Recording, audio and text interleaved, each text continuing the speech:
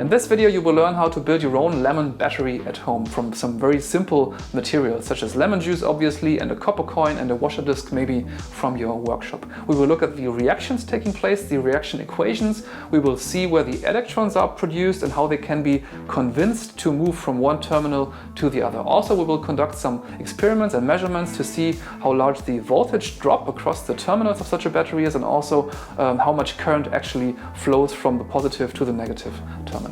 My name is Andreas from The Fearless Engineer, and here we go.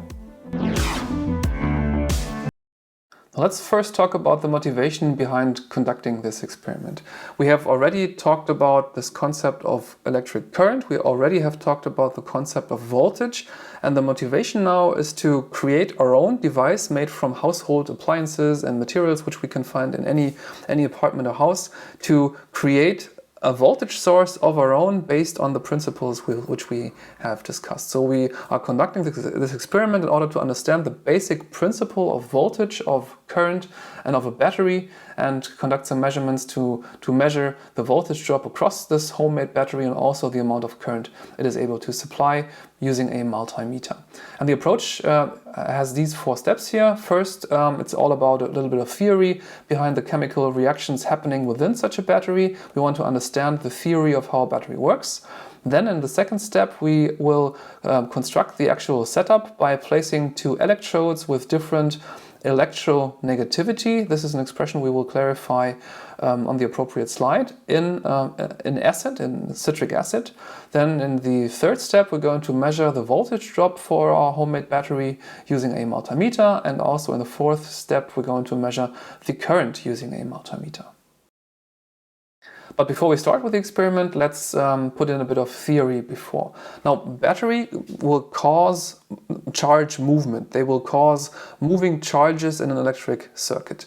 And movement is induced by potential differences, by a potential difference between the battery terminals, with the electrons moving from the positive to the negative terminal. We already have discussed the difference between physical and technical current direction, and in this case we are observing the motion of electrons from the negative to the positive terminal and understand the physical and chemical processes which are taking place here in the battery.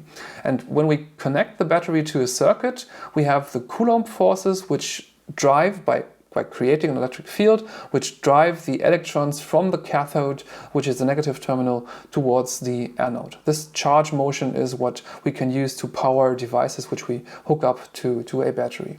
And in order to create a potential difference, what we need to do is we need to generate an excess of negative charges on one side, which is called the cathode, the negative terminal, and a deficiency of electrodes, which makes it a surplus of positive charges at the other side, which is called the positive terminal or the anode. That's the basic principle behind a battery. You can see this exemplified here in this small diagram. On the negative terminal you have a surplus of negative charges, still of course positive charges, but a surplus of negative charges.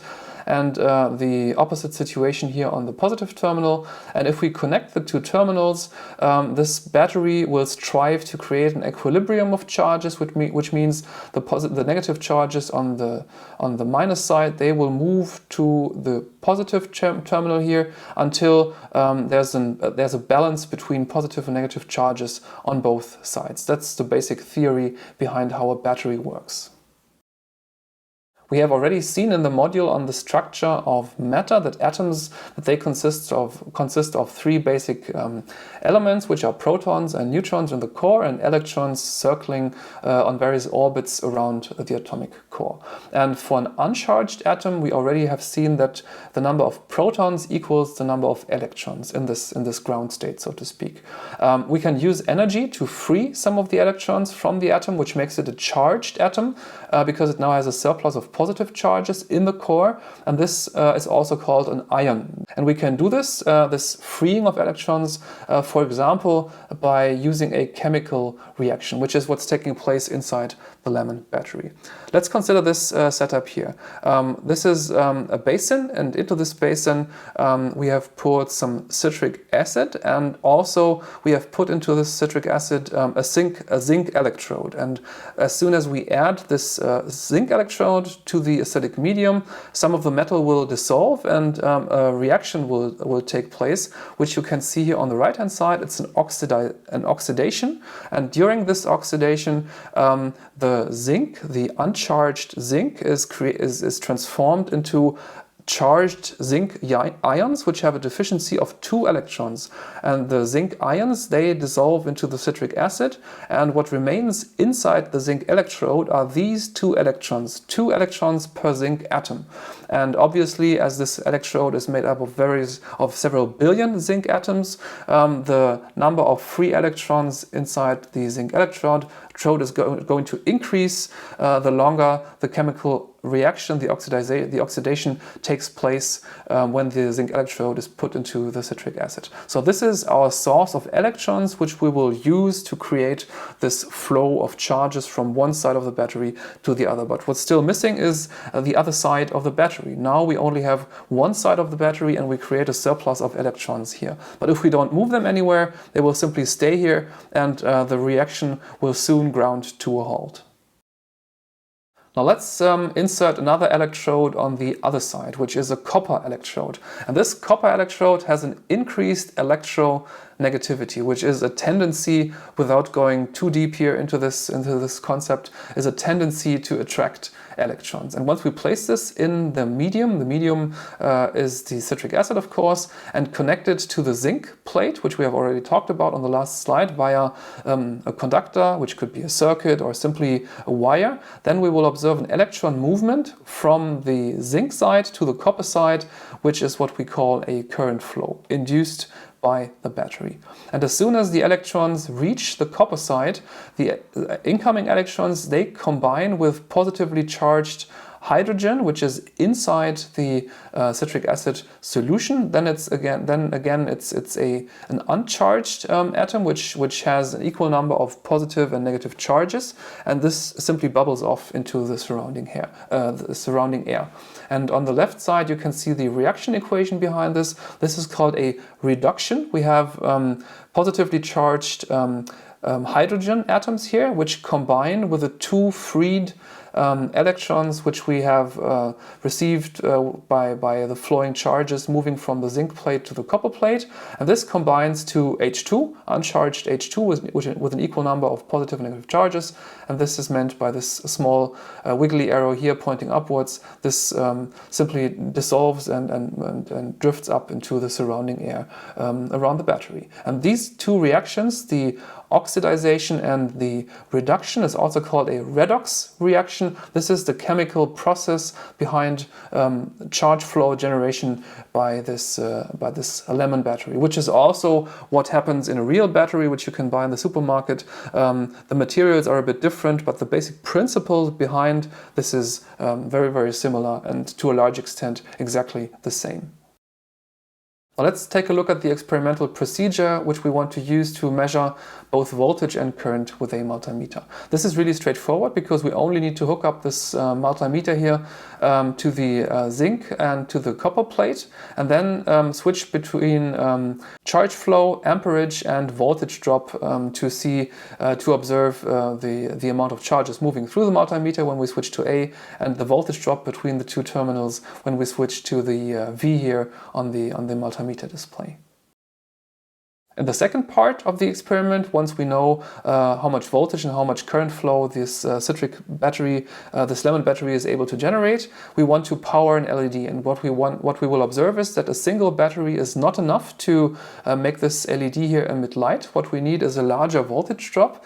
And in order to get one, we can hook up several of these lemon batteries in series, which you can see here. Each basin corresponds to a single lemon battery, and by connecting them in this fashion here, minus to plus, and leading back to the LED, we will be able to light this one up, which will not glow very brightly, but at least we can observe a certain glow and see that we were able to generate a certain amount of power in our homemade battery, which is able to power this light emitting diode here.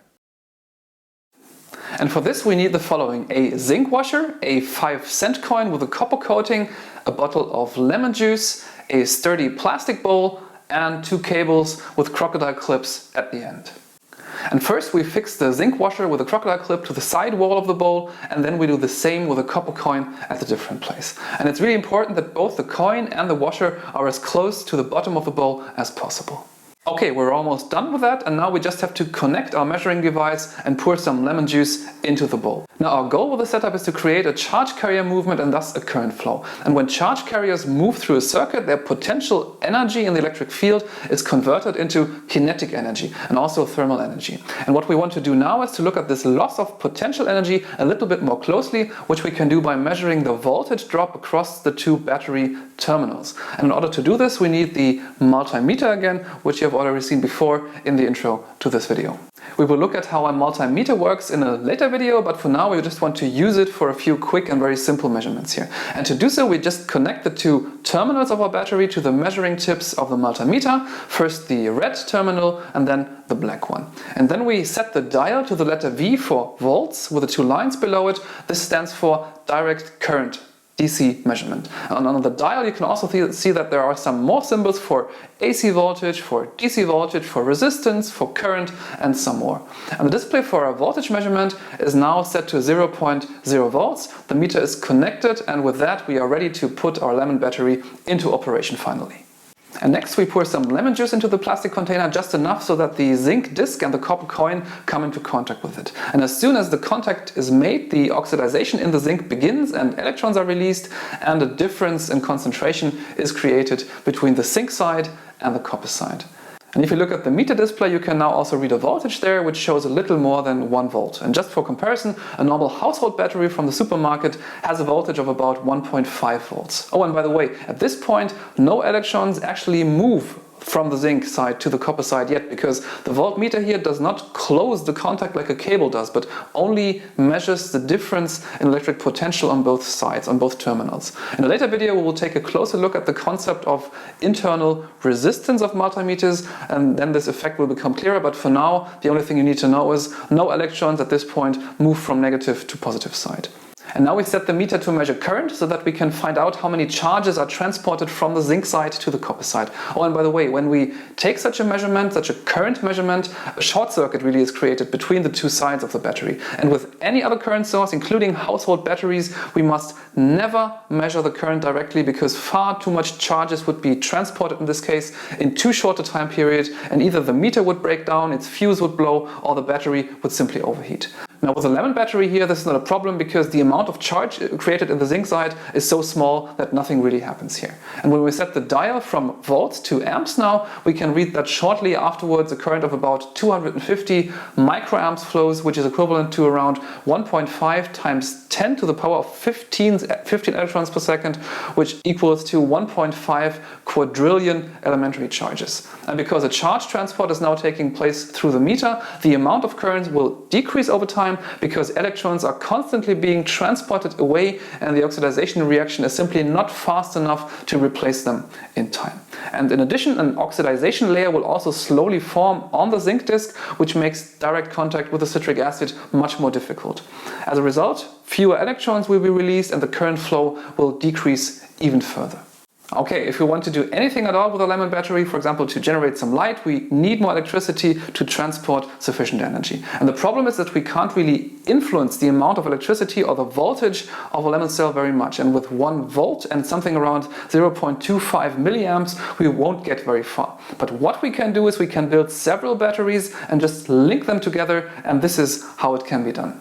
So first we take a second washer and clamp it to the inside wall of a second cell with a red crocodile clip. And now we have connected the positive terminal of our first battery with the negative terminal of the second battery. And next we take a copper coin and just clamp it to the inner wall of the second cell with a third cable. And the white cable you can see here now just became our new positive terminal. And what we have just done now is called a series connection. We have increased the potential energy of the charges by the method of connection between the 2 batteries so that we get more voltage at the terminals. We We could also have connected the two cells in parallel, but we will look more closely at parallel and series connection when we get to the video on Kirchhoff's laws. And now we can reconnect our measuring device and connect the white cable with the red measuring cable, and then we pour some lemon juice into the second cell, and we can see that a current flow is created as soon as the metal comes into contact with the lemon juice.